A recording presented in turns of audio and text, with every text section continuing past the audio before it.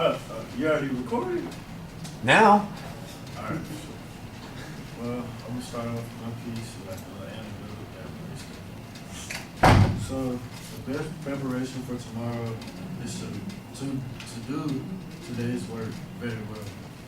Like, you know what I'm saying? You know, when you're in that time in your life, you know, you had a good practice, you're feeling good, so that's all gonna carry on to like the next practice. And it's like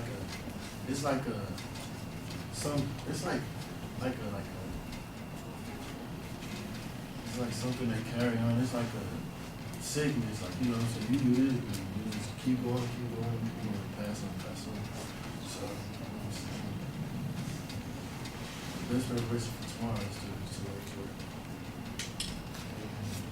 If you do that, by doing that, like, it keeps you like where you're on track, where you got, you know what I'm saying, stress out at the last minute, do an assignment, or so calm,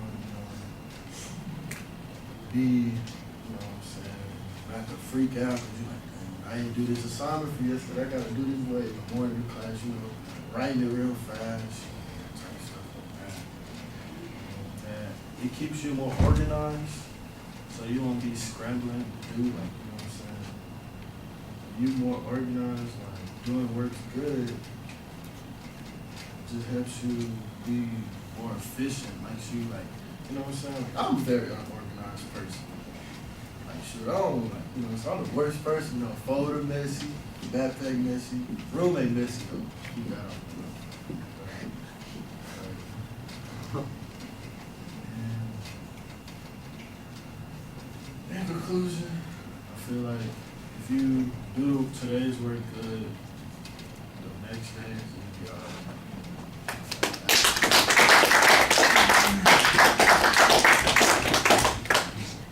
Man, it's the day everybody wanna come around.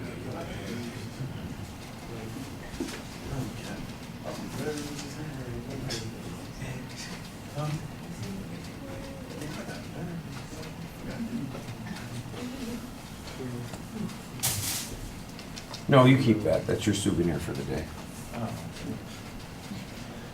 That way, when you're walking around later today, you can pull it out of your pocket and say, oh, I could have said that, I could have said that, I could have said that. That's terrible. It gets better. That's how I feel right now.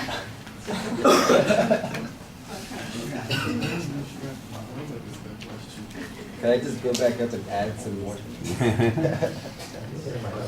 I'm already ready for you, Mr. Kirk. I always tell people that they do a better speech in the car on the way home than they do in class. Because you're going to remember a bunch of stuff and you say, oh, why didn't I think of that? Why didn't I think of that?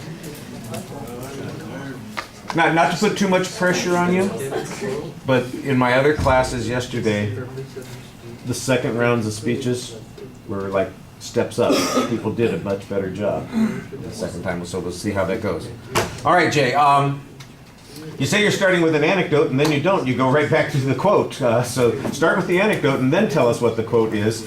I think you figure out what it is you're trying to say at the end of the speech. At the beginning of the speech, you don't really know what you're trying to say, but at the end, it sounded like you had a pretty good. I had it in my head, yeah. but I cannot say it. You had a pretty good exit line. I thought that ended up helping quite a bit. It leaves a better impression at the end than you had at the beginning. And that's probably a good thing, because if you're going to give somebody a good impression, the end one is probably important, because that's what they're going to remember at the, when you're all done.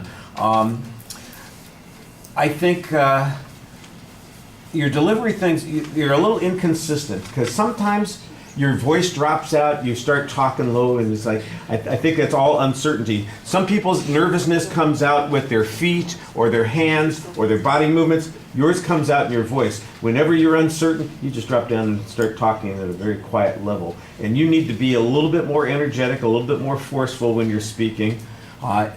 If you have a plan, if you've got a structure, and you stick to that structure, whenever you run out of something to say on one point, you know what the next point's going to be. I think that would help you a little bit more, and you'd be doing that less. Your voice would be dropping out less.